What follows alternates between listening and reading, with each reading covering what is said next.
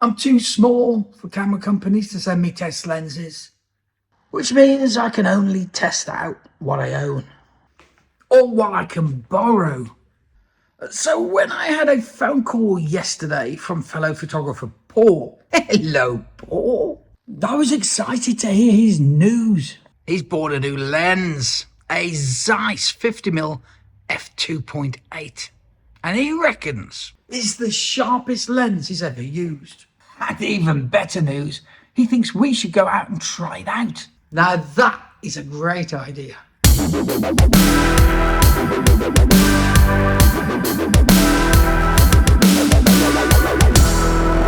Hey, I'm here at a classic car show. Lovely classic cars behind me, and I've bought this. This is a Zeiss 50mm 2.8, and it's got a fantastic macro facility. Let's see what it can do.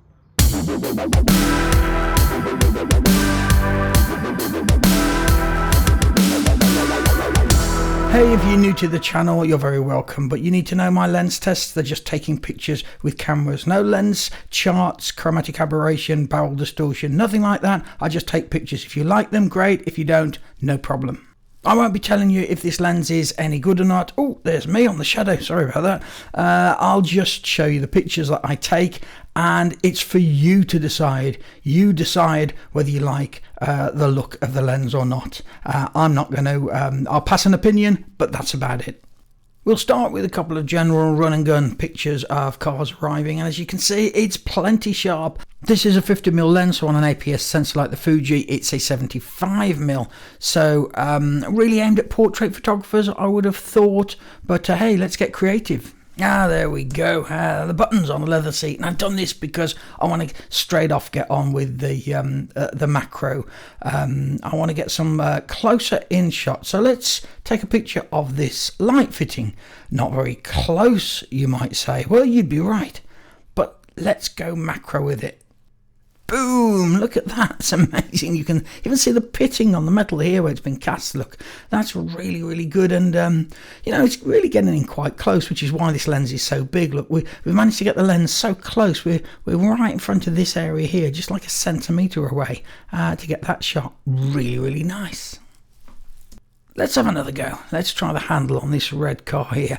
Looks perfectly normal. The sun's shining on it, but let's get really in close with that macro lens. And wow, look at that. You can see all the little scratches on the chrome. You can even see a hole, look, which wasn't visible before. Look at that hole there. That's quite remarkable.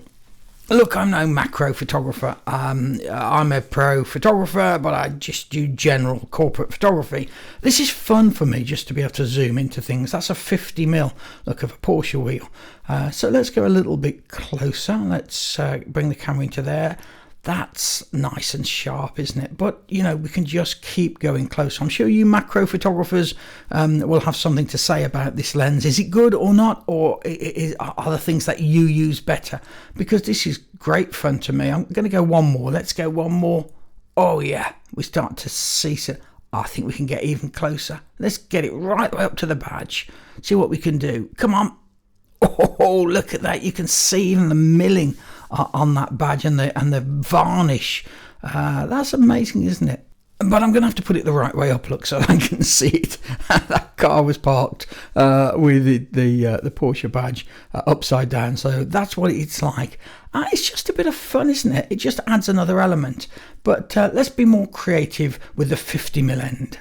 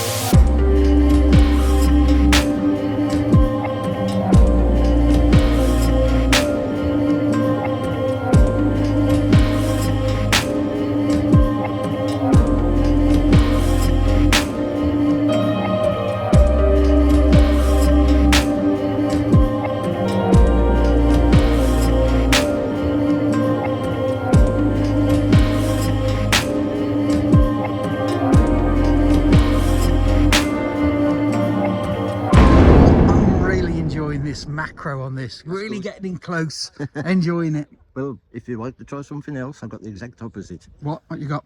Tokina fisheye. Only just had it. Tokina fisheye. What, Yep. what magnification is that? Well, it's a full fisheye, 180 degree. 180 degree fisheye. Let's give it a go.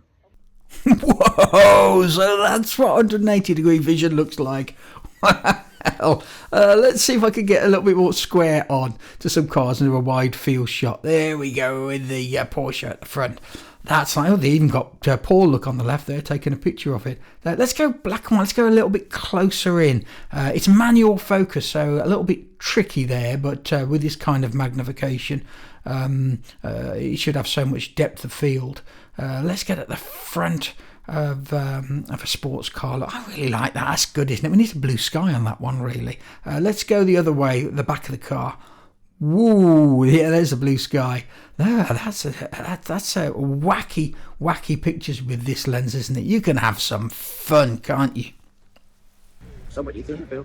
Absolutely fantastic for some quirky shots. I mean, not the kind of thing that you'd use kind of every day, but but for some sort of unusual quirky shots. That's fun. 180 degree vista. It's difficult to know what cars you can use it on. Well, we'll go and try it in the church. The church? Yeah, we're at the church. So let's go in. It'll be perfect for that. Well, it would have been if it wasn't doubling up as a cafe. Look, it's selling bacon rolls and cups of tea. Well, when in Rome, why not? Well, it'd be rude not to. But before I do, here's a little shot of the chancel in this church, showing you just what a 180 degree view gets you. Wow. Let's try another little bit closer to the floor so we can converge those verticals. And also this church has amazing misericords carved into the choir stalls. Look at those. Amazing. So what did you think? I thought it was a pretty sharp lens. A very, very sharp lens. If sharpness is your thing, then that is a great lens. It's obviously at 50mm it was on a Fuji, so that's APS sensor, so we're getting 75mm, is that right? I don't know, my maths, correct me in the comments if I'm wrong, but yeah, so very, very nice lens. The macro facility is great fun. I'm no macro photographer. Macro photographers, if it's got some flaws or things, highlights that you want to mention, please leave in the comments below. For other macro photographers, as I said, that's not my speciality. I just found it a bit of fun today at that car show. That car show, by the way, is called Revs. It's just a group of people who love cars. It's free of charge. It's at Enville Church in Staffordshire. And it's the first Saturday morning on every month. I think it runs 10 till 12, that's all. Just a couple of hours. And as I say, you're free to go and chat to people who love cars about cars. And it's a great place for photography too, clearly. That lens is big. It's a bit of a beast because of the macro. And so if you're just looking for a small little street photography lens, maybe it's not the lens for you if you want to blend into the background. It's certainly no pancake lens. But what you get for your money is sharpness and that incredible macro. You know, on some of those shots, I got the camera literally this close to the subject. I mean, it was like 1 centimetre away. It was blooming still focusing. Don't know kind of how, but you know, let us know if you've used that lens and also the wide angle. What did you think of that? The exact opposite, you know, 180 degrees all the way across. You know, what a view. What would you use that for? Landscape photographers, would you use it? Is it just too wide for you? Or, you know, if you want those big skies, if you're at the coast and you want those big skies, maybe it's something you'd use. Or would you use it for those quirky fisheye kind of, you know, strange distortion shots? I don't know. Again, that lens doesn't cost actually that much money. I think it's good value for money for a fun lens to have in the bag. Anyway, those are my thoughts. Lovely lens, very sharp, a little bit big, but it delivers, certainly delivers. And if you want to leave some comments on my car photography, if you want to know a little bit about how I go about photographing cars, by the way, there are some things that I do when I'm photographing cars that you know, you might be interested in. Well, if you are, those tips are in this this film that's coming up next. So if you're interested in cars and photographing cars, click on it, take a look, and this time, thanks for watching.